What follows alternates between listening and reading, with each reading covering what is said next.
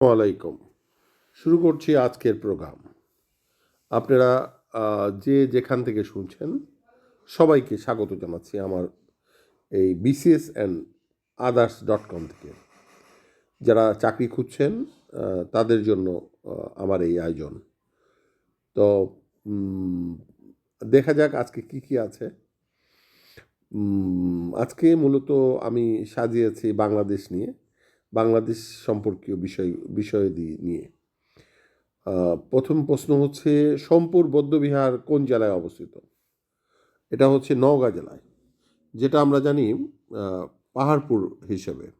অর্থাৎ সোমপুর বৌদ্ধবিহারের আরেকটা নাম হচ্ছে পাহাড়পুর। বাংলাদেশের আন্তর্জাতিক নৃত্যশিল্পী কে? বুলবুল চৌধুরী। ইনি মূলত বুলবুল চৌধুরী একজন নৃত্যশিল্পী, তবে আন্তর্জাতিকভাবে এনার একটা খ্যাতি রয়েছে। লালন শাহের আখড়া অবস্থিত কোথায়, কোন জেলায়? কুষ্টিয়ায়। লালন শাহের আখড়া হচ্ছে কুষ্টিয়ায়। মরমী কবি কাকে বলা হয়? হাসন রাজাকে মরমী কবি বলা হয়। নৌকাবাইজ প্রতিযোগিতার সময় পরিবেশিত হয় যে গান, সেটা কি গান? সারি গান। নৌকাবাইজ প্রতিযোগিতার সময় পরিবেশিত হয় সারি গান। সোনা মসজিদ অবস্থিত কোন জেলায়? চাঁপাইনবাবগঞ্জ। সোনা মসজিদ একটা বন্দর, স্থল বন্দর। এটা হচ্ছে অবস্থিত চাঁপাইনবাবগঞ্জ জেলায়। ঐতিহাসিক পানাম নগর অবস্থিত কোন জেলায়? এটা হচ্ছে নারায়ণগঞ্জ জেলার সোনারগাঁয়ে। নারায়ণগঞ্জ জেলার সোনারগাঁয়ে ঐতিহাসিক পানামনগর অবস্থিত। আচ্ছা, ময়নামতিতে যে সভ্যতার নিদর্শন পাওয়া গেছে, কোন সভ্যতা? বৌদ্ধ সভ্যতা। ময়নামতি কুমিল্লায় আর কি। ময়নামতি কুমিল্লাতে যে সভ্যতার নিদর্শন পাওয়া গেছে সেটা হচ্ছে বৌদ্ধ সভ্যতা।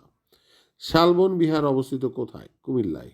শালবন বিহার হচ্ছে কুমিল্লায়। আনন্দ বিহার অবস্থিত কোথায়? ময়নামতি। আনন্দ বিহার হচ্ছে ময়নামতি, কুমিল্লা। পাহাড়পুর বৌদ্ধবিহারের নির্মাতা কে? উনি হচ্ছেন ধর্মপাল। পাহাড়পুর বৌদ্ধবিহারের নির্মাতা হচ্ছেন ধর্মপাল। কান্তজি মন্দির অবস্থিত কোথায়? এটা হচ্ছে দিনাজপুরে। কান্তজি মন্দির হচ্ছে দিনাজপুরে। বরেন্দ্র জাদুঘর কোন জেলায় অবস্থিত? রাজশাহী জেলায়। বরেন্দ্র জাদুঘর হচ্ছে রাজশাহী জেলার, অর্থাৎ রাজশাহীতে যে ডেন্টাল মেডিকেল কলেজ আছে সরকারি, তার বিপরীত পাশে। ওয়ারী বটেশ্বর যে কারণে আলোচিত হয়, কি কারণে ওয়ারী বটেশ্বর? এটা নরসিংদী জেলায় অবস্থিত। প্রত্নতাত্ত্বিক কারণে ওয়ারী বটেশ্বর আলোচিত। পাহাড়পুর অবস্থিত কোন জেলায়? নওগাঁ জেলায়। এটা প্রথমেই বলেছি। ম্যাডোনা 1943 এবং সংগ্রাম, এই দুটি চিত্রশিল্প খুব নাম করা। ম্যাডোনা 1943 এবং সংগ্রাম। কে এই দুটো ছবির চিত্রকারকে? জয়নুল আবেদিন। শিল্পাচার্য জয়নুল আবেদিন। বাংলাদেশের আন্তর্জাতিক খ্যাতিসম্পন্ন চিত্রশিল্পী কে? উনি হচ্ছেন জয়নুল আবেদিন। তিন কন্যা, নাইওর চিত্রকর্মের শিল্পী, এই ছবিগুলো কার? কে আঁকেন?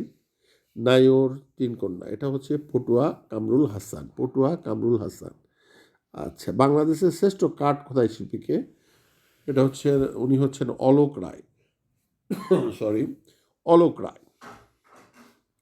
এস এম সুলতানের নাম আপনারা নিশ্চয়ই শুনেছেন। এস এম সুলতানের প্রতিষ্ঠিত চিত্রাঙ্কন প্রতিষ্ঠানের নাম কি? শিশু স্বর্গ। কোথায় অবস্থিত? নড়াইলে। ও আর একটা আছে চারুপীঠ, এটা হচ্ছে যশোরে। নন্দনকানন প্রতিষ্ঠা করেন কে? এস এম সুলতান। ধান কাটা, হত্যাযজ্ঞ ও চর দখল, এই ছবিগুলো আঁকেন কে? এস এম সুলতান।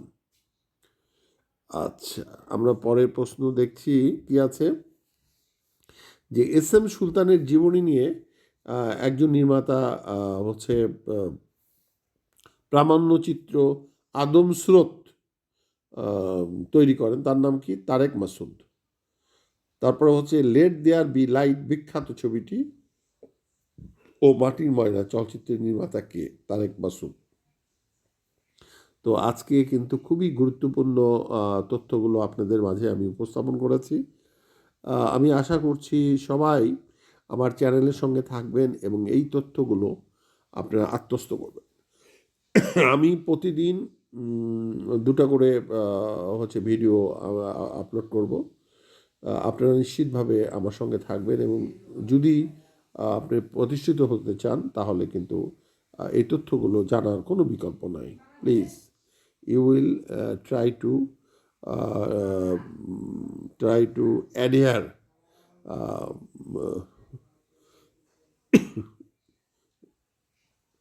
সরি, হ্যাঁ, তো আজকে এই পর্যন্ত। আগামীকাল আবার দেখা হবে। সে পর্যন্ত সবাইকে শুভেচ্ছা জানিয়ে আজকের মতো আমি এখানেই বিদায় নিচ্ছি। আসসালামু আলাইকুম।